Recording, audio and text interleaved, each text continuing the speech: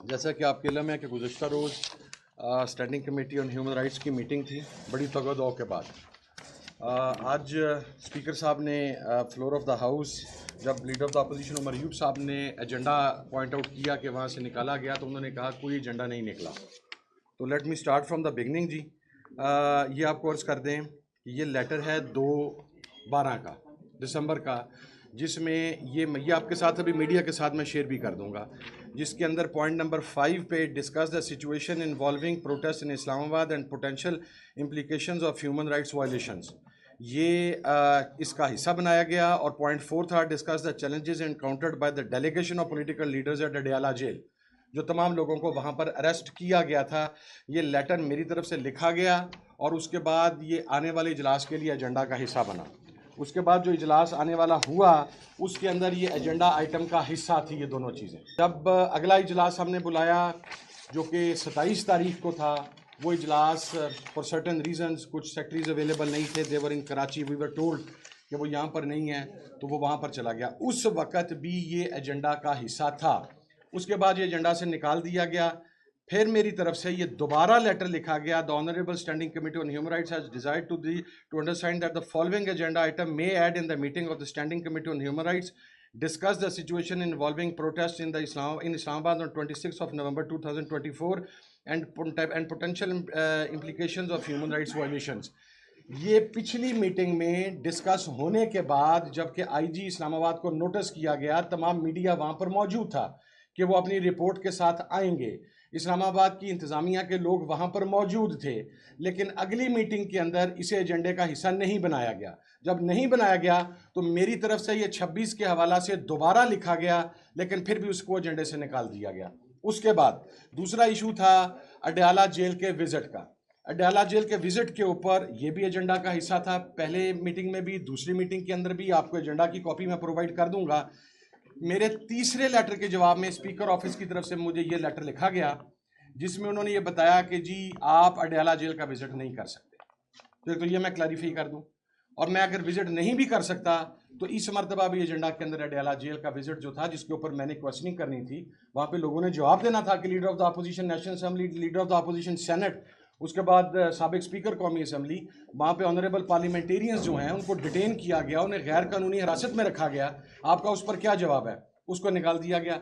अब 26 का एजेंडा भी निकाल दिया गया जो यहाँ पर मैसेकर हुआ। जो अडयाला जेल का विजिट का मामला था वो भी निकाल दिया गया। जो अडयाला में हमारे लीडरान की गिरफ्तारी थी उसे भी निकाल दिया गया। And last but not the least, जो ब्लास्फेमी का इशू जिसके ऊपर उन्होंने कहा कि जी आज स्पीकर साहब ने कहा कि कुछ भी नहीं हुआ। सर ये नोटिस है 23 जनवरी का जो एजेंडा मीटिंग का जारी हुआ है, इसमें पॉइंट नंबर 9 के ऊपर ये इशू मौजूद है। और फिर जो रातों रात रिवाइज नोटिस जारी हुआ है इसके अंदर ये पॉइंट नंबर 9 से ये तमाम चीज़ें निकाल दी गई हैं। ये मौजूद ने निकाला? हाँ जी, उन्होंने निकाला जी। सारा वहाँ पे लिखा जाता है कॉम्पिटेंट अथॉरिटी। मैंने तो कल डिस्प्लेयर नोट किया to that specific competent authority whichever and whoever that authority is, हमने उसको किया। तो आज जो स्पीकर साहब ने on floor of the house बात की है, इसके आज शाम को मैं इंशाल्लाह भी थोड़ी देर में इसके तमाम एविडेंसेस, मैंने ये चीज़ें पब्लिक नहीं की थी क्योंकि अमानत के तौर पर होती हैं। अब बात फ्लोर ऑफ द हाउस हुई है, ओपन हुई है, तो आज हम ये तमाम लेटर्स, तमाम एजेंडा जो हैं जारी हुए हैं, ये हम पब्लिक कर देंगे। और यह एक मरतबा फिर पूरी कौम के सामने है कि जिस तरीके से ये चीज़ें वहाँ पर की गई। और कल वफाकी वजीर खुद वहाँ पर मौजूद थे और वो डिफेंड कर रहे थे वहाँ पर कि हमने एजेंडा आइटम नंबर 9 को क्यों निकाला है। आज स्पीकर साहब ने पता नहीं किस लिए कह दिया कि एजेंडा आइटम नंबर 9 हमने निकाली ही नहीं है। इसी तरीके से दूसरी सारी चीज़ें, मैं सिर्फ आखिर में एक बात क्लैरिफाई करना चाहता हूँ जी। मैं इस स्टैंडिंग कमेटी का चेयरमैन बना था इमरान खान साहब के एतमाद की वजह से, और अपने पाकिस्तान तहरीक इंसाफ के तमाम जो हमारे लीडरान हैं, जो हमारे पार्लियामेंटेरियंस हैं, उनके ताउन की वजह से।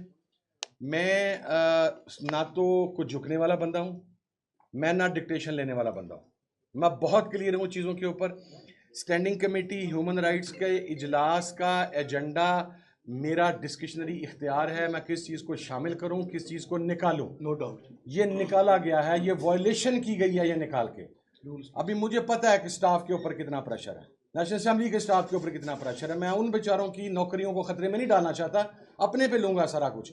लेकिन 26 की रिपोर्ट भी जमा करवानी पड़ेगी।